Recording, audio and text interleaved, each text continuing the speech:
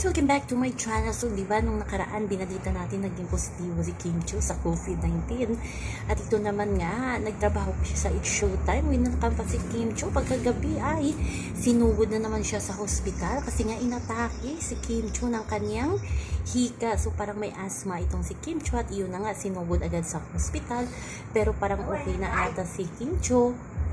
Kaya abangan na lang natin ang kanyang pagbabalik sa It's Showtime. At bukas nga ay linlang na premiere ng linlang sa TV, sa TV5. Kaya abang-abang tayo. Kahit sabi nga ng iba, tudukayod nga si Kim Chiu para daw makalimutan niya ang hiwalayan nila ni Sian Lim. Kaya ito na nga ang resulta ng kanyang tudukayod. Nagkakasakit na si Kim Chiu at ito na nga inatake ng kanyang asthma. So ipag-pray natin si Kim Chiu na tuloy-tuloy ang kanyang paggaling. So yun lang po guys ang ating update. So yun, hanggang sa muli.